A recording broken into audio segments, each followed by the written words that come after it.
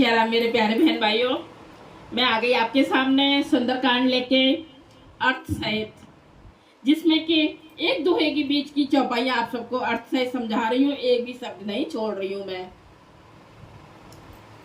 जितना हम ग्रंथों को पढ़ेंगे, रामायण हुआ, और भी ग्रंथ हुए, धार्मिक किताबें हुई, उतना ही भगवान हमारे ऊपर कृपा करेंगे।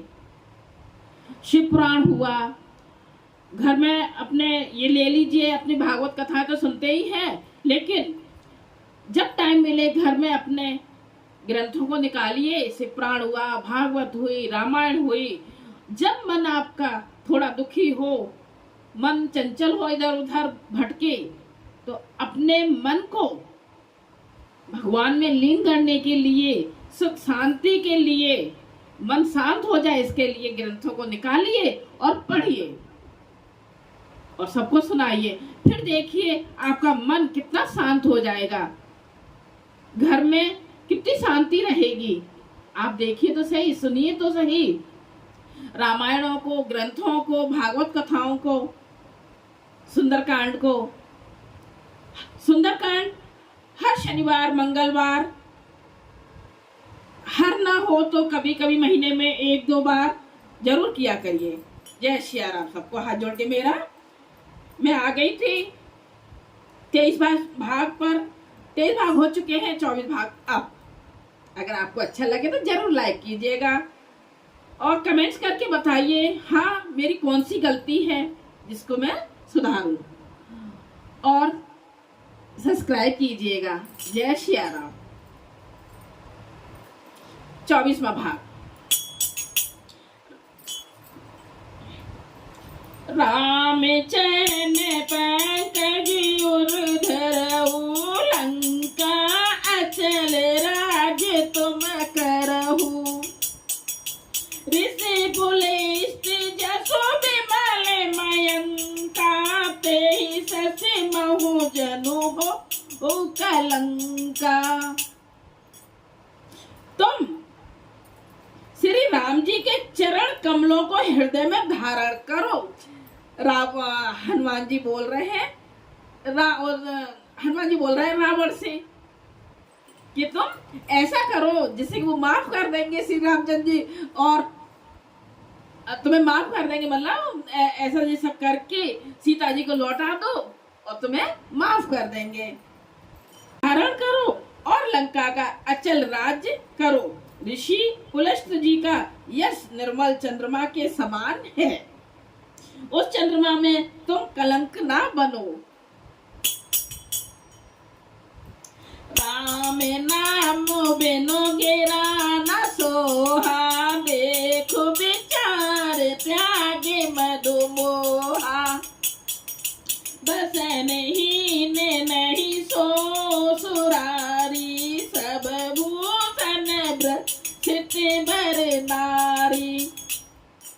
राम नाम के बिना वाणी शोभा नहीं पाती, मद मोह को छोड़ विचार कर देखो।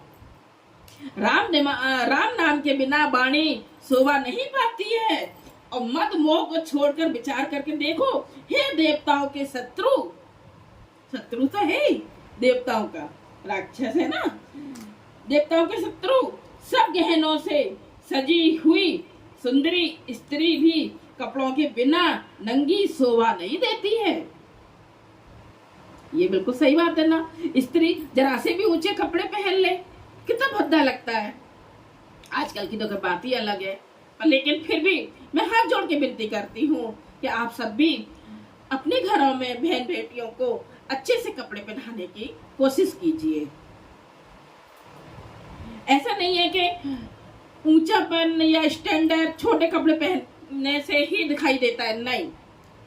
अच्छी तरीके से कपड़े पहनने से स्टैंडर्ड कम नहीं होता है, स्टैंडर्ड बढ़ता है।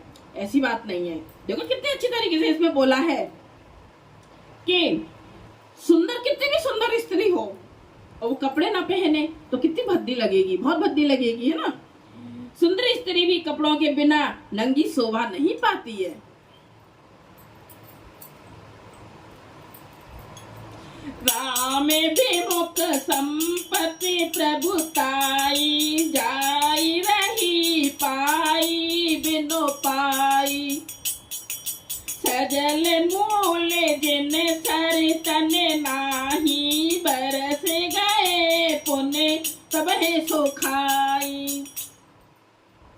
राम विमुख पुरुष की संपत्ति और प्रभुता रही हुई भी चली जाती है, और उसका पाना न पाने के समान है।